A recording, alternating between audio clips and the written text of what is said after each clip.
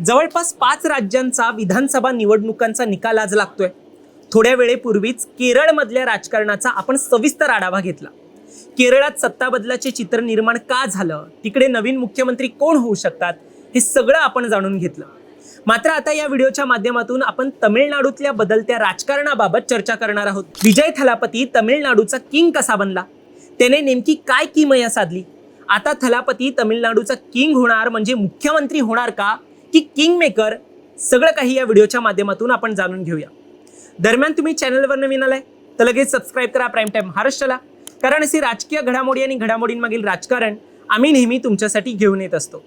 माझं नाव ओमकार साळवी आणि या विषयाला आपण सुरुवातीपासून सुरू करूया। तर मंडळी, काही दिवसांपूर्वी तमिळनाडूमध्ये सत्ताधारी डीएमके सह आघाडीला सलग दुसऱ्यांदा सत्ता मिळू शकते असा अंदाज काही एक्झिट पोलमधून व्यक्त करण्यात येत होता।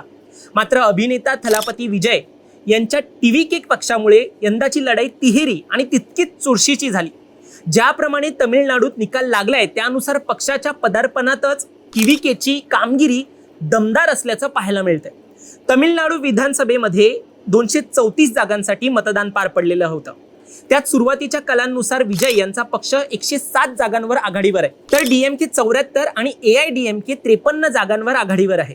सदर राज्यात सत्ता आणायची असेल तर जादुई आकडा हा 118चा आहे, मॅजिक फिगर 118 गाठणं गरजेचं आहे। त्यानुसार एकूण तमिळनाडूचा निकाल ज्या दिशेला जातोय त्यानुसार यंदाच्या निवडणुकीत मुख्यमंत्री एम.के. स्टॅलिन यांच्या नेतृत्वात जी डीएमके काँग्रेस आघाडीची सत्ता होती, आता त्याला थलापती विजय यांचा पक्ष सुरुंग लावतो। मिळालेल्या माहितीनुसार डीएमके यांचा मित्र पक्ष काँग्रेस हा 20हून अधिक जागांवर आघाडीवर आहे आणि विजय यांच्या पक्षाने काँग्रेसला सत्ता स्थापनेसाठी सोबत येण्याचं आवाहन केले। आता हे सगळं राजकारण नेमकं कुठे बदललं याबद्दल आपण जाणून घेऊ।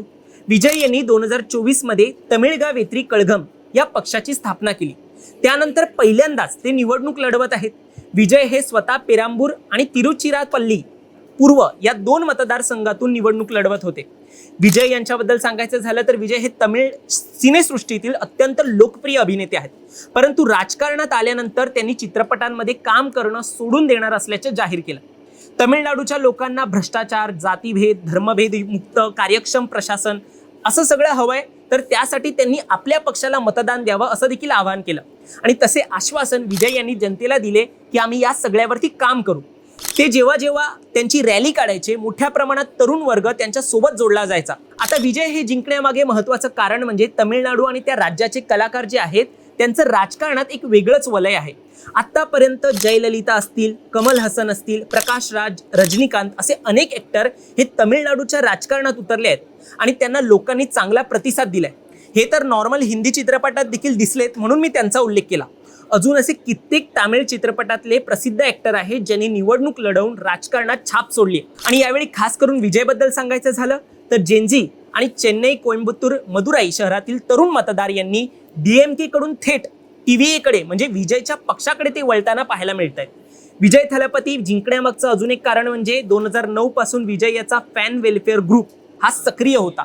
याच नेटवर्कचा वापर करून विजयच्या पक्षाने म्हणजे टीव्हीकेने बूथ लेवल संघटना उभी केली आणि फॅन फॉलोविंग थेट वोटमध्ये रूपांतर केली। विजय कोणत्याही आघाडीत सामील झाला नाही। 234 जागांवर तो एकट्याने लढला। पैसे, जात, वंशवादी राजकारण न करता सामान्य माणूस, नोकरी, शिक्षण, महिलांसाठी योजना तसेच ड्रग फ्री तमिळनाडू असे साधे आणि आकर्षक मुद्दे त्याने मांडले। याशिवाय म्हटलं जातं आतापर्यंत 50 पेक्षा जास्त वर्ष डीएमके आणि एआयडीएमकेच्या द्विपक्षीय राजकारणाने लोक कंटाळले होते।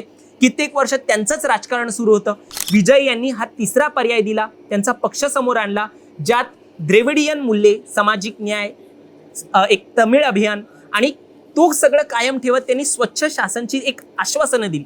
त्यामुळे डीएमकेच्या युवा मतदारसंघामध्ये मोठी तूट पडली आणि मग ते जे युवा वर्ग आहेत ते वळलेत विजयकडे। आता विजय सिनेमा सोडून पूर्ण वेळ राजकारणात आलाय तसं त्याने आधीच घोषित केलं होतं, ज्यामुळे त्याच्यावर जनतेचा विश्वास वाढला। त्याने ड्रायव्हरच्या मुलाला उमेदवारी देऊन त्याचा पक्ष कसा सामान्य माणसाचा पक्ष आहे हे देखील दाखवून दिलं।